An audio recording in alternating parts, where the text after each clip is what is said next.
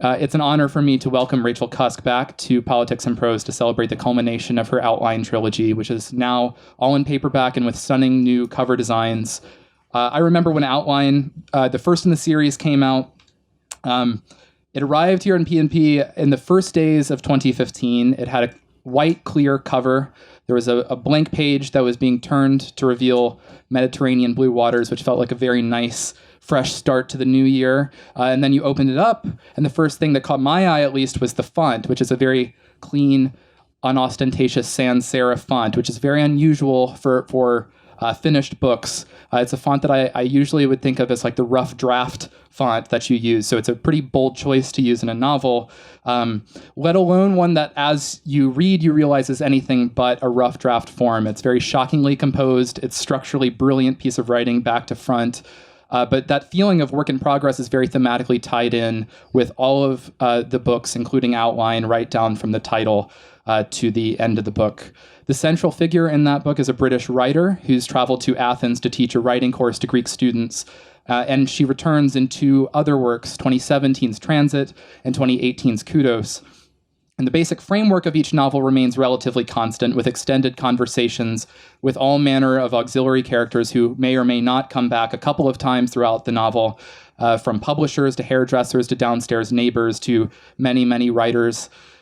Each of them feels utterly fresh and distinct, however, in part because each scene in the book is unforgettable and standalone, and the books themselves cohere around the title phrase, Outline, Transit, Kudos. And in other hands, that might become something that a character at the end of Outline would worry is maybe a restrictive summing up. But when you're in Cusk's hands, it's very fluid and a soul-melting work that's already cemented itself as a 21st century classic. So please join me in welcoming Rachel Cusk to Politics and Prose.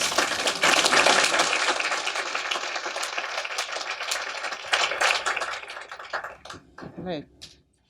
Hello. Does that work?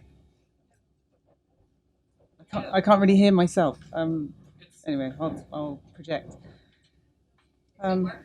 Is it working? It's on. It is on. Yeah. It is on? Yeah? Brilliant. Okay. Thank you. So thank you for coming in the sun to this. I'm not sure in England that anyone, if it was a sunny day, that anyone would come to a reading. Last time I was here, Donald Trump had just been elected. So we're all still here. The sun is still rising. So I'm going to read quite a long, continuous section from Kudos, which is the third installment in this trilogy, the last installment. One of the tropes, I suppose, of these books, and it becomes more exaggerated in this last volume, is situations in which people essentially utter themselves or talk about themselves or tell their story. And I became quite interested in this volume with those people being very often people who are meant to be finding out somebody else's story, like interviewers, and anyway, and end up talking about themselves. So whether or not that is true, this is what I'm going to read. So the narrator, Faye, is being interviewed by a woman journalist in a European city where she's come to participate in a literary festival. I'd been told that the interviewer was waiting for me outside in the hotel garden. She was sitting alone on a bench amid the raw planted beds and network of gravel paths, gazing down the hill towards the city where the snaking dark shape of the river wound through the old town. She stood up to shake my hand. "Actually," she said, "we've met before." "I know," I said, and her huge eyes lit up for a second in her gaunt face. "I wasn't sure you'd remember," she said. It had been more than 10 years ago, yet the encounter had stayed with me, I said. She had described her home and her life in a way that had often returned to me during those years, and that I could still clearly recall. Her description of the town where she lived, a place I had never been to, though I knew it wasn't far from here, and of its beauty, had been particularly tenacious. It had often, as I had said, returned to my mind, to the extent that I had wondered why it did. The reason, I thought, was that this description had a finality to it that I couldn't imagine ever attaining in my own circumstances. She had talked about the placid neighbourhood where she had her home with her husband and children, with its cobbled streets too narrow for cars to pass down, so that nearly everyone travelled by bicycle, and where the tall, slender, gabled houses were set back behind railings from the silent waterways, on whose banks great trees stood, holding out their heavy arms so that they made plunging green reflections in the stillness below, like mirrored mountains. Through the windows you could hear the sounds of footsteps on the cobbles below, and the hiss and whir of bicycles passing in their shoals and drifts. And most of all you could hear the bells that rang unendingly from the town's many churches, striking not just the hours but the quarter and half hours, so that each segment of time became a seed of silence that then blossomed, filling the air with what almost seemed a kind of self-description.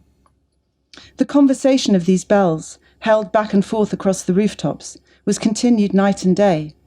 Its cadences of observation and agreement, its passages of debate, its longer narratives, at matins and evensong, for instance, and most of all on Sundays, the repeating summons building and building, until it was followed at last by the joyous, deafening exposition, comforted her, she had said, as the sound of her parents' lifelong conversation had comforted her in her childhood, the rise and fall of their voices, always there in the next room, discussing and observing and noting each thing that happened, as though they were making an inventory of the whole world.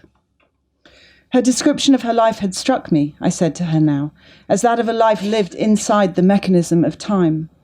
And whether or not it was a life everyone would have found desirable, it had seemed at the very least to lack a quality that drove other people's lives into extremity, whether of pleasure or of pain.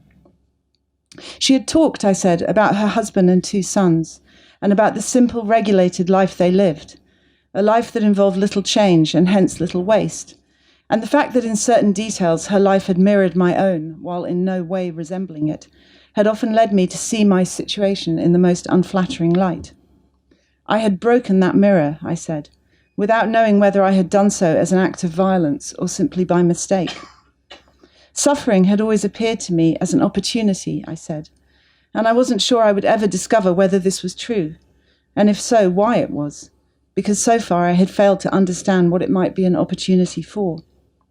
All I knew was that it carried a kind of honour, if you survived it, and left you in a relationship to the truth that seemed closer, but that in fact might have been identical to the truthfulness of staying in one place. The interviewer sat with her light, bony limbs gracefully crossed, and an expression of increasing severity on her face, which was deeply lined and shadowed, particularly beneath the eyes, where the skin almost looked bruised. I admit, she said finally, that I took pleasure in telling you about my life, and in making you feel envious of me. I was proud of it.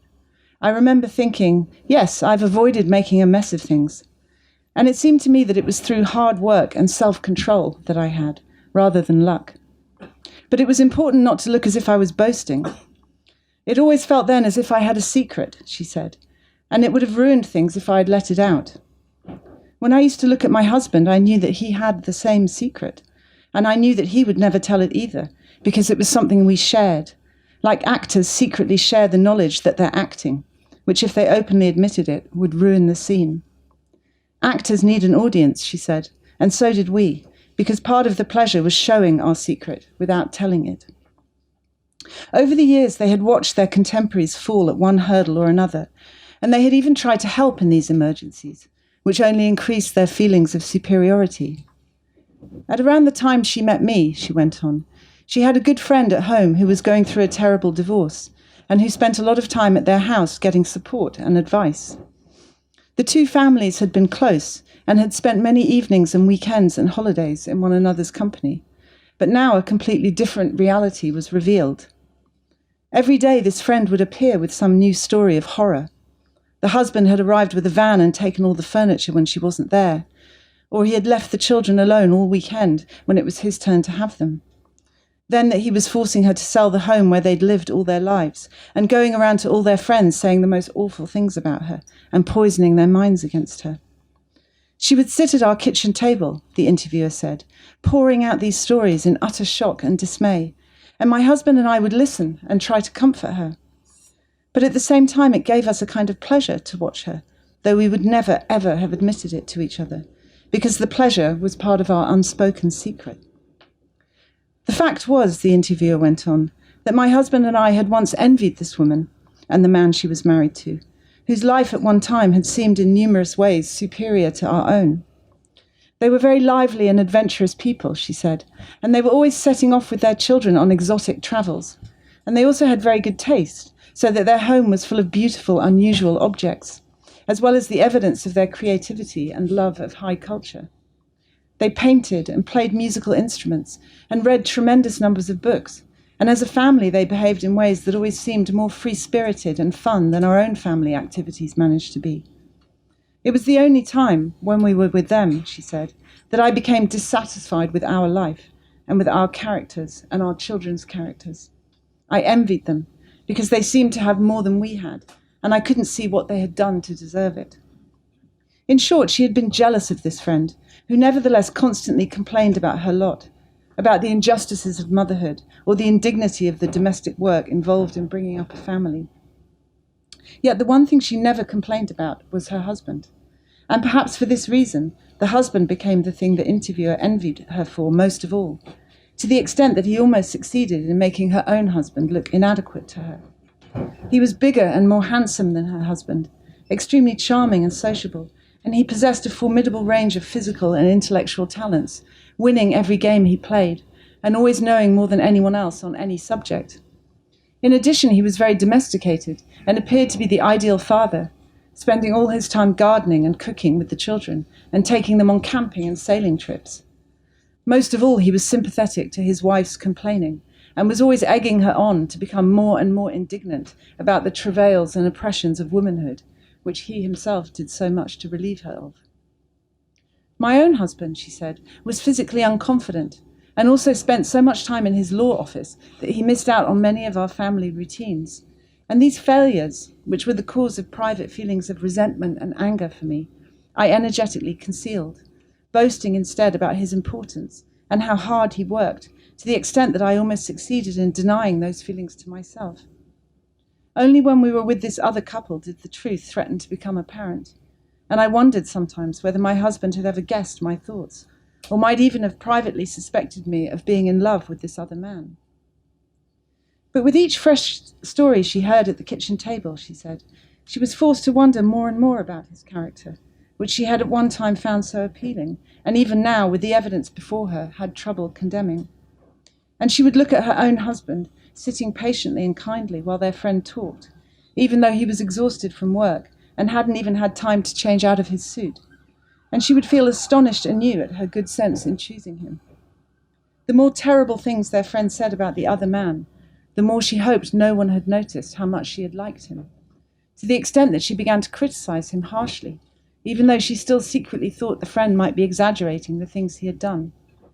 And her husband, she noticed, was unusually critical of him too, so that she began to see that he had actually hated him all along.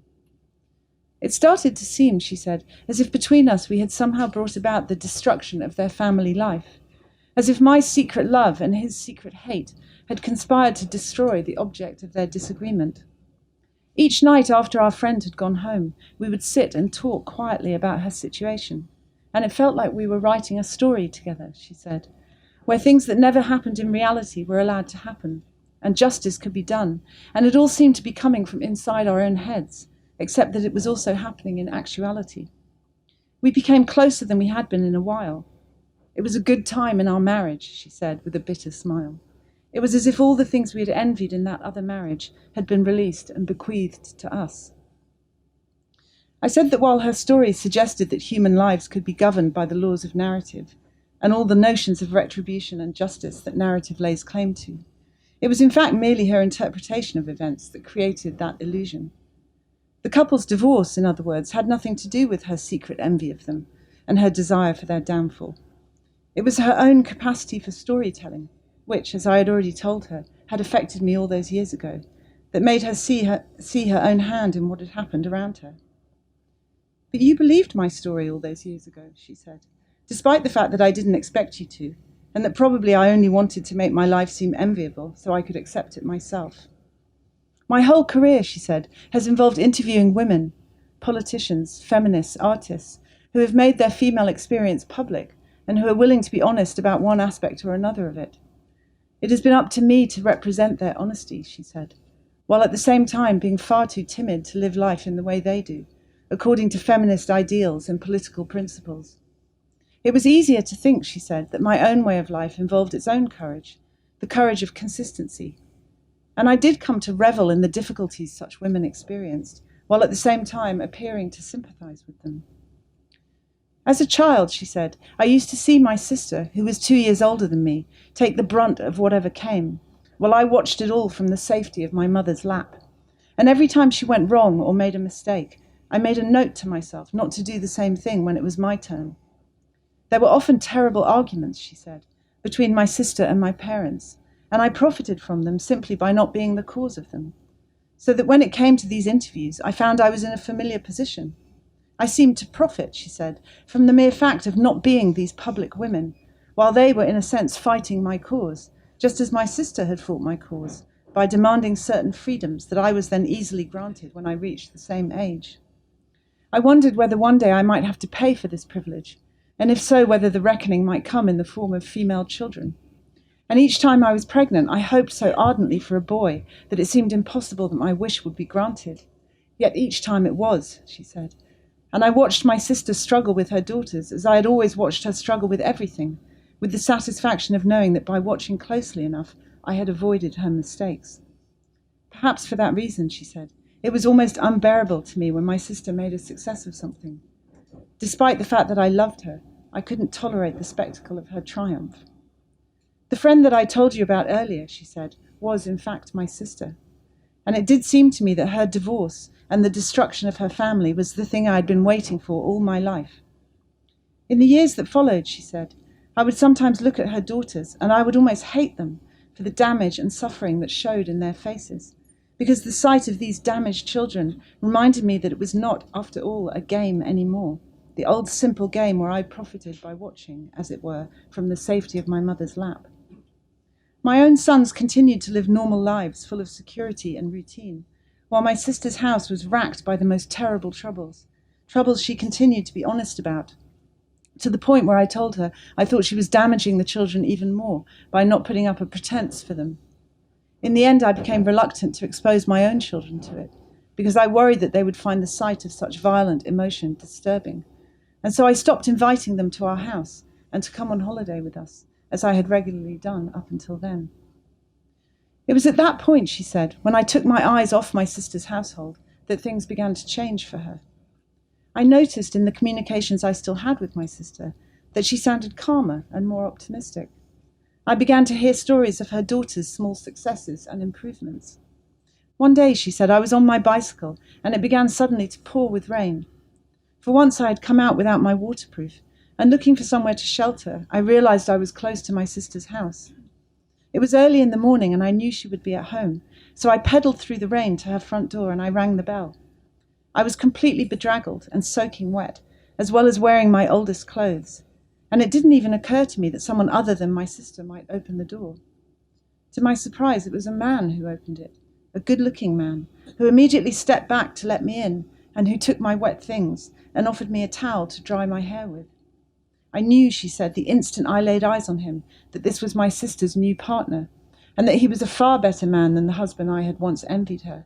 And it was indeed the case that he represented a change in her fortunes, and in her daughter's fortunes too. I realized, she said, that she was happy for the first time in her life, and I realized too that she would never have known this happiness had she not gone through the unhappiness that preceded it in precisely the way that she did. She had once said that her former husband's cold and selfish character, which none of us, she least of all, had really perceived, had been like a kind of cancer. Invisible, it had lain within her life for years, making her more and more uncomfortable, without her knowing what it was, until she'd been driven by pain to open everything up and tear it out. My sister's daughters now went from strength to strength, and in the public exams they far outshone my own children, who nonetheless did well enough. My sons were pleasant and stable. They had identified career paths for themselves, one in engineering, the other in computer software. And as they prepared to leave school and go out into the world, I felt confident they would make responsible citizens. My husband and I, in other words, had done our duty. And it was now that I considered taking some of those feminist principles I had distributed far and wide and using them for myself. The truth was that I had long wondered what might lie outside the circumscribed world of my marriage, and what freedoms and pleasures might be waiting for me there. It seemed to me that I had behaved honourably towards my family and my community, and that this was the moment in which I could, as it were, resign without causing anger or hurt, and get away under cover of darkness. And a part of me believed that I was owed this reward for those years of self-control and self-sacrifice. But another part merely wanted to win the game once and for all, to show a woman like my sister that it was possible to gain freedom and self-knowledge without having to smash up the whole world in public in the process. I imagined travelling, she said, to India and Thailand, alone with a simple knapsack, moving lightly and swiftly after all the years of being weighed down. I imagined sunsets and rivers and mountaintops visible on calm evenings. I imagined my husband at home in our house beside the canal, with our sons and his hobbies and his friends, and it seemed to me that he might also be relieved, she said, because over the 2 decades of our marriage, our male and female qualities had become blunted on one another. We lived together like sheep, grazing side by side, huddled next to one another in sleep, habituated and unthinking. I considered that there might be other men, she said, and indeed for a long time other men had been appearing in my dreams, which otherwise were full of familiar people and familiar situations and anxieties. But these men who appeared were always strangers, based on no one I had ever known or met, and yet they recognized me with a special tenderness and desire, and I would recognize them too, recognize in their faces something I felt I had once known but had forgotten or never found, and which I only remembered now in the dream state. Of course, I could never tell anyone about these dreams, from which I woke feeling the most unbearable, exquisite happiness that quickly grew cold in the dawn light of our room and became disappointment. I've always been impatient with people who talk about their dreams, she said, but I had a powerful desire to tell someone about these dreams of mine. Yet the only person I could think of to tell, she said, was the man in the dream himself. At around this time, she went on, my husband began to change in ways that were so small they were impossible to identify, and at the same time impossible to ignore. It was almost as if he had become a copy or forgery of himself, someone otherwise identical, who nonetheless lacked the authentic quality of the original. And indeed, whenever I asked him what was wrong, he would always say the same thing, which was that he wasn't feeling quite himself. I asked our sons if they had noticed anything, and for a long time they denied it. But one evening, after the 3 of them had gone together to a football match, something they did regularly, they admitted that I was right, and that he was somehow different. Again, it was impossible to say what the difference was, since he looked and behaved as normal. But he wasn't really there, they said, and it occurred to me that this quality of absence might signify that he was having an affair. And indeed, one evening in the kitchen, shortly afterwards, he suddenly said, very somberly, that he had some news for me. In that moment, she said, I felt our whole life cleave apart, as though someone had cut it open with a great bright blade. I almost felt I could see the sky and the open air through the ceiling of our kitchen, and feel the wind and rain coming through the walls. I had watched other couples separate, she said, and it was usually like the separation of Siamese twins, a long drawn-out agony that in the end makes 2 incomplete and sorrowing people out of what was one. But this was so swift and sudden, she said, a mere slicing of the rope that tethered us, that it felt almost painless. My husband was not having an affair, however, she said. What he had to tell me was not that our life together was over and that I was free, but that he was ill, she said. An illness, moreover, that would not hasten his death, but would instead blight every aspect of the life that remained to him. We had been married for 20 years, she said, and he could easily live 20 more, the doctors had told him, each day losing some facet of his autonomy and potency, a reverse kind of evolution that would require him to pay back every single thing he had taken from life. And I too would have to pay, she said, because the one thing that was forbidden to me was to desert him in his time of need, despite the fact that I no longer loved him, and perhaps had never really loved him, and that equally he might not ever have loved me either. This would be the last secret we had to keep, she said, and the most important one, because if this secret got out, all the others would too, and the whole picture of life and of our children's lives we had made would be destroyed. My sister's new partner, she went on after a while, has a house on one of the islands, the most beautiful island of them all. My husband and I had often fantasized about owning a property there, despite the fact that we could not have afforded even the smallest cowshed in that place.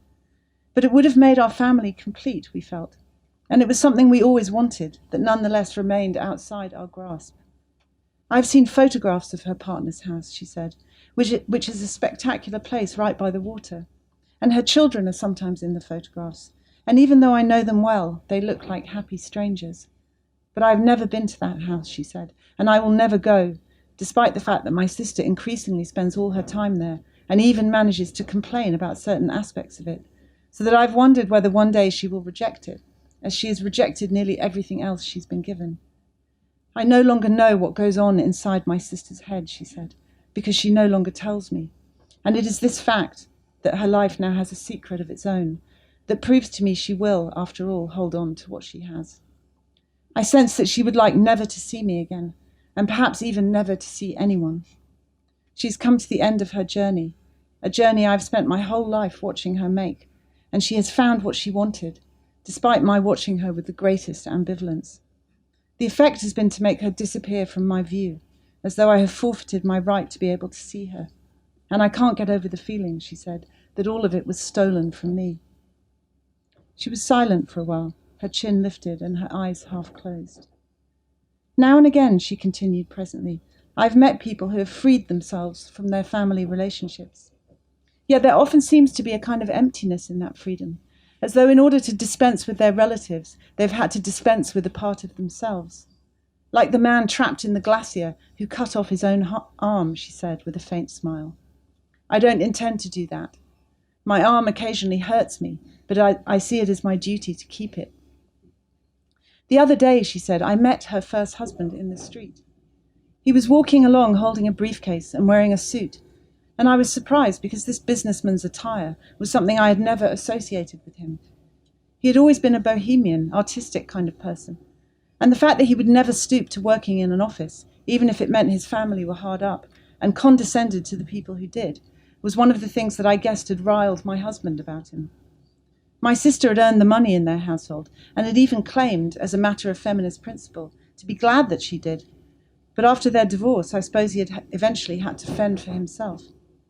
In fact, I had privately admired his contempt for conventional men, and indeed I secretly shared it, so it was a surprise to me, as I say, to see him apparently dressed as one. We approached each other in the street, and our eyes met, and I felt my old fondness for him spring up, in spite of everything that had happened. When we drew close enough, I opened my mouth to speak, and only then did I see the expression of utter hatred on his face, so that for a moment I thought he might actually be about to spit at me. Instead, as he passed me, he hissed. It was a sound, she said, such as an animal would make, and I was so shocked that I simply stood there in the street for a long time after he had walked away. The bells began to ring, she said, and at the same time it started to rain, and I stood with my eyes fixed on the pavement where the water was beginning to gather and to show the buildings and the trees and the people upside down in reflection. The bells rang and rang, she said, and it must have been some special occasion, because I didn't think I had ever heard them ring for so long, to the point where I believed they would never stop. The melody they played got wilder and wilder and more nonsensical. But for as long as they rang, she said, I was unable to move, and so I stood there with the water running down my hair and over my face and my clothes, watching the whole world gradually transfer itself into the mirror at my feet. You asked me earlier, she said to me, whether I believed that justice was merely a personal illusion. I don't have the answer to that, she said, but I know that it is to be feared in every part of you, even as it fells your enemies and crowns you the winner. Thank you.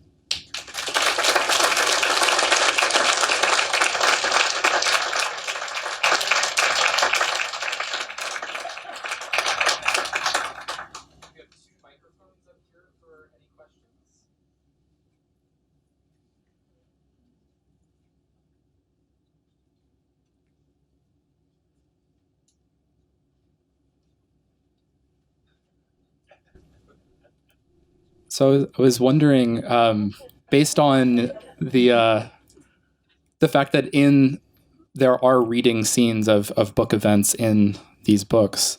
You know, at the start, I was thinking of the section in transit at the book festival, or when they go on when Faye is on the panel, and there's an author discussing representative versus unrepresentative parts of books and what to choose to read, and his choice of unrepresentative part versus representative part is a very interesting part of that scene, and I was wondering how you chose that passage to read. My husband likes that passage, which is a strange answer. Well, I guess the book is it has a very sort of difficult grammatical surface in that very often people are, I mean, they're talking themselves, but then sometimes they're talking about, I mean, they're sort of quoting other people and almost entering those narratives. And that can be a bit sort of discombobulating to read aloud. So I guess that passage is probably one of the longest ones that is more or less one of the characters telling a fairly sort of straight story. The ice is broken. So in all three books, especially the first and the third, we learn a lot more about the people Rachel is talking to than about Rachel. Faye. I mean Faye. Sorry. I get confused. Well, a good point. But is that, in that confusion, is that how you see yourself as an author? I mean, just kind of as a person, we're always learning more about somebody else, but not about the central character? I suppose it's no, I think writers are people who have amazing problems with managing their egos, and with I suppose the fact of their own existence that is somehow subsumed into the sort of creative exposing of them. So there's a sort of chasm, I guess, in between those two things. And I mean, what these books are really about is the author not existing exactly, but withdrawing as an egotistical force from storytelling, which was something that I felt the novel had gone very, very, very far down a road of being authored, being the work of a person with a definable ego. But the author Rachel or the author Faye is withdrawing. Yeah, I mean, the form of the book is unusual, and the reason for that is, I mean, there are many complicated reasons for that. One of which is that I wanted to find a form that could describe sort of something that is antimatter, to a sense, that could describe loss and things that are not there anymore. And you know, any created work is essentially has a positive value. It's a thing that exists rather than doesn't exist. So, how to create a form that describes non-existence. So that's kind of what I'm trying to do. I loved it. Thank you. Thank you. Hello. Hello. Sorry. And thank you very much for your work and for coming tonight. And I feel obligated to say something because I offered a course on your trilogy here at the bookstore. And many of the people who took that course are here, and they very gently pressured me to speak, even though I knew I would faint if I tried, but here I am. And we often spent most of our time in the classroom simply reading passages aloud for the beauty of the language and the arresting originality and insight. It was just a thrill to do that. But then we would stop and say, why don't I know anybody who can stop in the street and talk to me like the people who talk to Faye talk? And that was an interesting discussion about the passage you just read. But the book is very much made, the trilogy, of others telling their stories to Faye, who then tells to us in such an extraordinary device, unusual device. Well, I mean, where did you meet these people? Where did she? Well, it's only a semi-naturalistic device, yes. And the books are full of questions about what writing is. There are lots of people who want to be writers. There are some people who are writers, but what is this writing? And is it, as I said earlier, is it a function of ego? Is it essentially a subjective fantasy about the world? Is it a desire to communicate? So I guess I tried to uncouple writing from a cultural product that you can buy in a shop. That I wanted to see it as a shared impulse that in our day, takes this form that sometimes is preposterous and plot-filled, and other time, at the other end is a range of other things. But to almost connect the sort of the native human grasp of form to the idea of writing. I think it is true that people can enter a sort of pitch of speech where they really are authoring something, yes. And where it is engrossing, and you realize that someone actually is truly expressing themselves rather than the things that speech or conversation usually does. So I was sort of trying to blend those things together, and the only sort of real writer in the book is the person writing the book, who is Faye. And as I say, what she's swimming about in this element that she herself has become very suspicious of. And may I follow up quickly? The other writer who came immediately to mind was the man who keeps showing up at the events, goes to America, makes a fortune, comes back, keeps bragging to her about his writing. The character. Oh yeah, the Irish. We called him the jerk. Okay. Not fair, but it made it easy. And what about his point of view in that sense? Can you say something briefly? I don't want to take up all your time. Well, I mean, one of the things that is slightly worrisome about these books is that they are about writers writing, the literary world, and that's not because I think that those things are interesting in any way. It's because I think probably they're not so unlike any world, and that I didn't. The important thing for me was that it was completely obvious that the books had no invention in them, that there was no sort of making things up, right. Everybody pretending that, I don't know, the book where the narrator is a biochemist or a brain surgeon, and the author has, done lots of research into brain surgery, and we all, suspend our disbelief and believe that.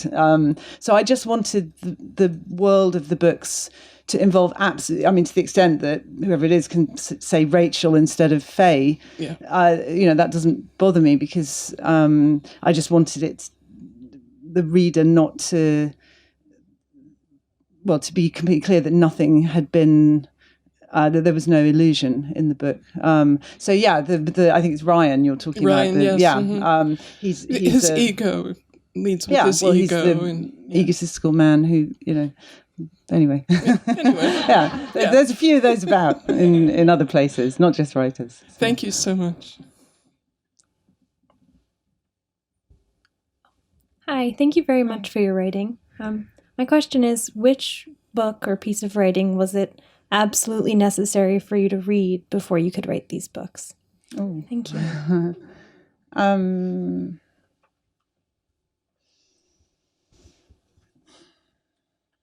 Well, I have a strange answer to that there isn't one. There isn't a book that I had to read. Almost I had to forget everything I had read.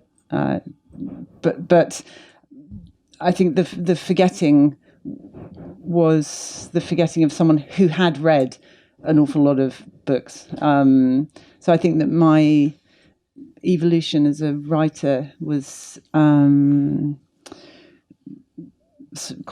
obedient and scholarly. I was a great student of the canon and a great worshipper of and respecter of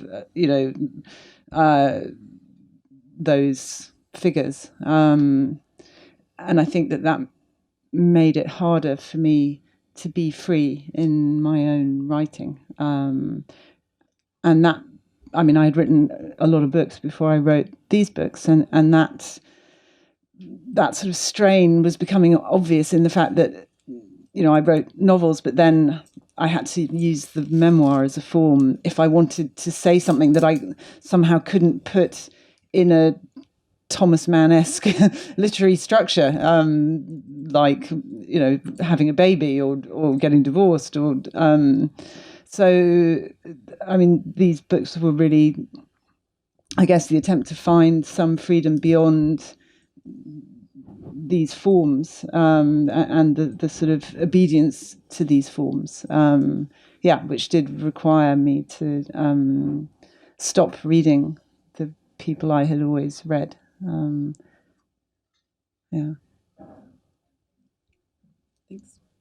Thanks. Thank you for your writing. I hadn't read a book in 3 years, and I read a New York Times article about you, and it said that that you were a great writer, but that now you're a brilliant writer after your divorce, that you had started writing these books. And so I was wondering, and that's why I read your book. And so I hadn't read a book in 3 years, and then I read outline in one night. And then I fell in love. And then I thought, oh, I just love this writer. And then I bought everything on Amazon, like you can do. Sorry. I bought other books here, though. Yeah.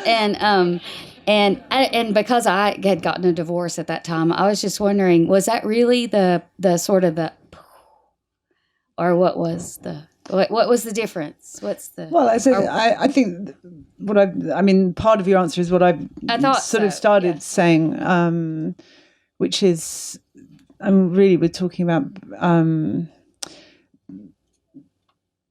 breaking up structures and realizing how much of your life has been lived unexamined in those structures because they contained you before you knew what you were. And, that is true that is the struggle of the self in life, to find your own truth, I suppose. And it's extremely difficult if you recognize that truth is at odds with your environment or but in an artistic form, it becomes a possibility, I guess, that you, if you're not frightened of being criticized, that you really can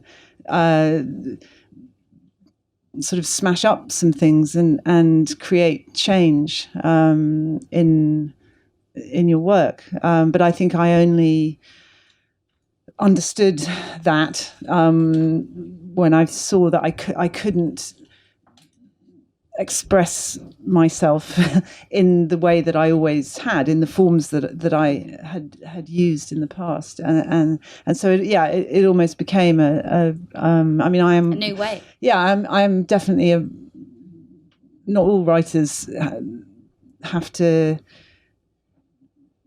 some writers appear to be able to work things out without having to actually sort of live through everything, and that's not me. But then you just mentioned that your husband's favorite passage. That you just mentioned that your first. Yes, answer. it's quite strange actually. I will ask him about that later. Yeah. Just curious. Yes. Thank you. Hi. Largely, or maybe partly propelled by your work, I think that there's been a lot of chatter in the literary community about the rise in autofiction. I don't know how you feel about that term, or, but I'm curious, in a sort of post-fact age, if you feel like the narrative or fiction itself needs to evolve from the illusion that you talked about earlier, whether that's just your personal decision or whether you sort of think that this is something that writers should be considering, like, across. Yeah. I mean, I essentially what I've done is disagree profoundly with the novel sort of as it or where it's standing right now, and particularly, I mean, I don't see what I'm doing as autofiction. I think that very often the autofiction writer is kind of the person that I was describing just now, the person who does not, who is born closer to their goal. They don't have to go through everything in order to, and break up everything in order to free themselves. They begin in a freer state, and that's not my that's not the world of my writing. But certainly the increasing almost contempt for personal truth, almost the need of a fiction, a novel, to prove that it has no links with the person who wrote it, and the ridiculous, elaborate, idea. I mean, the ascendancy of plot and of imagination. Just to make that really, really clear, is I think it's weakened the moral basis of language, I guess, and I suppose I wanted to write something that completely excised that, what seemed to me a pernicious element of creativity that was being consumed and overvalued and taught, and that indeed, the basis of the whole basis of literature in life and in self and experience, as far as I could see, was being completely discredited. Can you still read plot-driven, imagination-based? Can you still read that sort of work, or is it? I probably never did read all that much of that kind of thing, but it is true that I find reading any. I have definitely spoiled it for myself. Thank you. I have to read sort of sociology or something. Yeah. Thank you. Thanks. It kind of affects my question, the comments, but I thought, again, the writing was beautiful and the language was beautiful. I found the ending very disconcerting and negative. Of this Kudos. book. I found it almost giving him supremacy.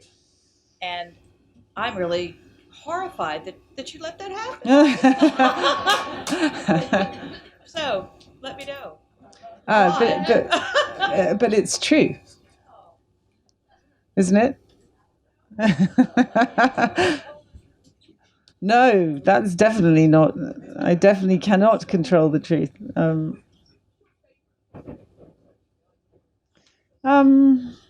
So I've just been asked which is my favourite of the three books. I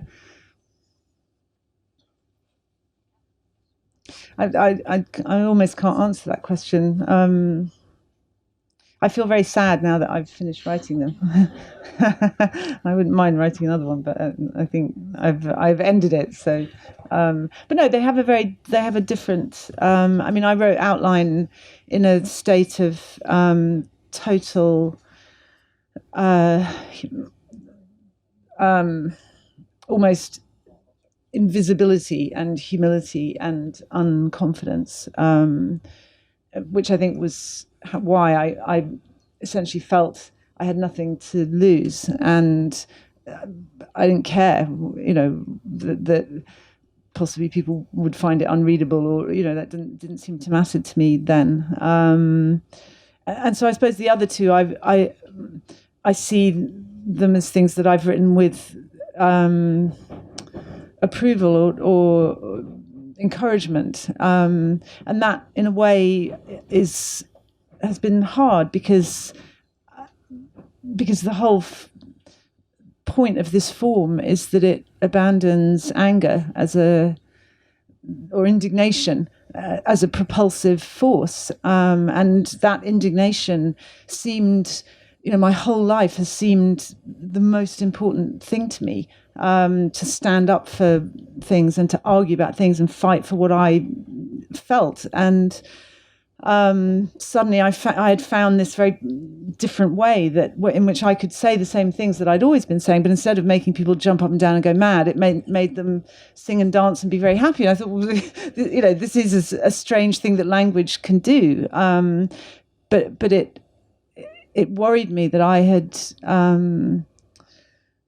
almost abandoned the person who had felt such indignation, so the idea of writing something with people sort of approving of it didn't seem to fit my it was a first anyway. I have a question about process. Once you decided to jettison the traditional novel structure, how did you decide what would go in? How did you decide if you like, how much did you write and then choose? And I think I felt that, and I mean, I felt it all through the books, and I still feel it, that what's in a book is not terribly important, that it only has to be an example of the rule rather than the exception. And there's enough of that in life. So the form was what took time to work out. And in fact, I wrote about half of a version of Kudos and realised I'd done it wrong and threw it away and started again and used the same form, but just I changed it a bit so that it worked in the way I wanted it to, but it was very easy to just find new material to fill it up with. So there wasn't, I suppose I'm interested in the concept of details and examples rather than the very specific detail or example. I don't think that one person or matters more than another. It's things that are true for everybody that I'm looking for, I guess. so when you did, if I can ask a follow-up, thank you.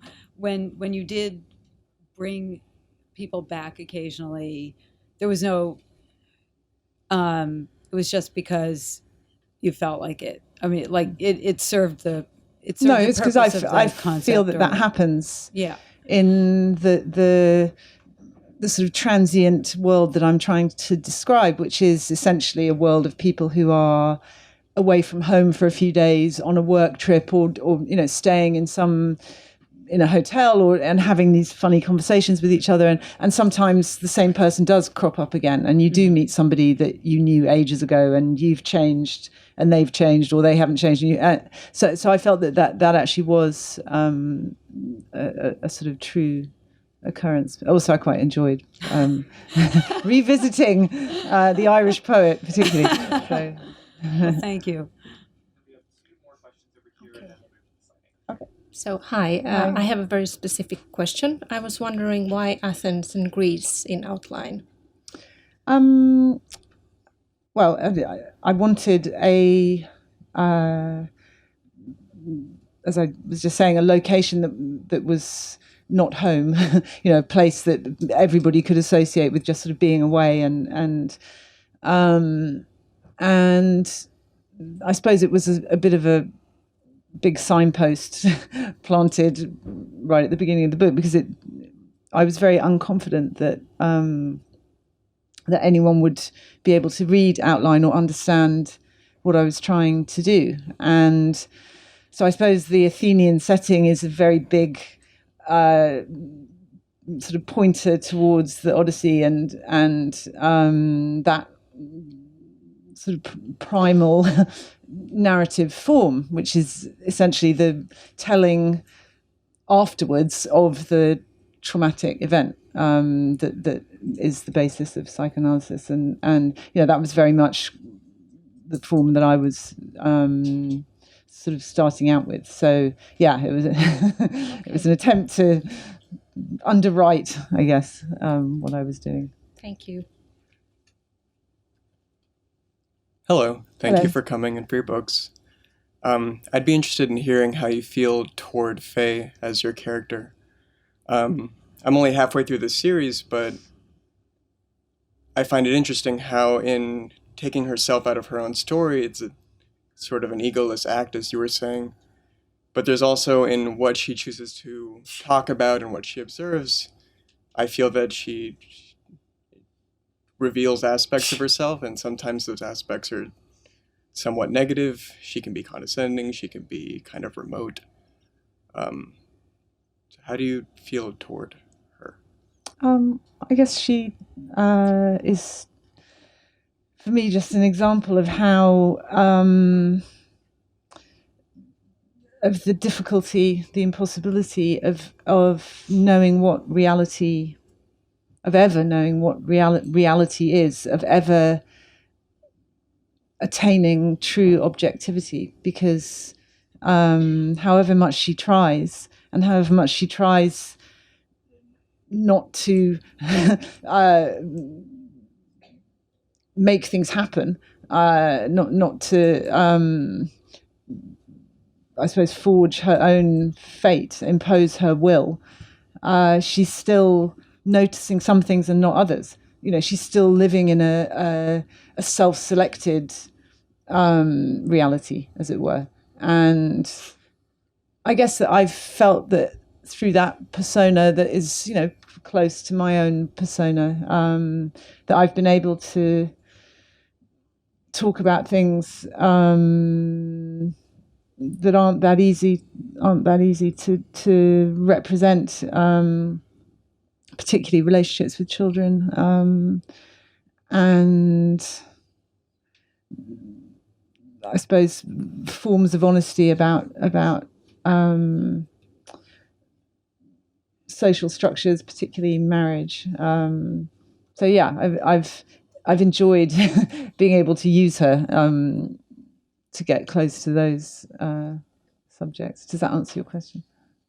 Kind of. It does. As a quick follow-up, does that mean you viewed her sort of as a mirror or a tool, or did you see her as a fleshed out person who you felt warmly toward through your process of writing the books? I don't really have those beliefs in created characters. That was part of what I was jettisoning, I suppose. This idea that I would forget myself in my belief in this created character. I mean, that seemed to me to be a basic psychological error that has become absolutely a sort of truism of fiction writing. It's what writers say that they do. They believe in their characters, and I became incredibly suspicious of that idea, and I didn't want to believe in anybody. I wanted a person who I could not have to think that much about in terms of representing their view of the world, and that's because it's pretty close to the world that I live in. And that seemed to me, although it's annoying that I'm a middle-aged white middle-class woman, rather than some other thing, and therefore that's the world you get in the book. That was the thing that was most important to me, that I wasn't claiming to know something that I didn't know through her. Thank you. Thank you, everybody, for coming out. If you could have a round of applause.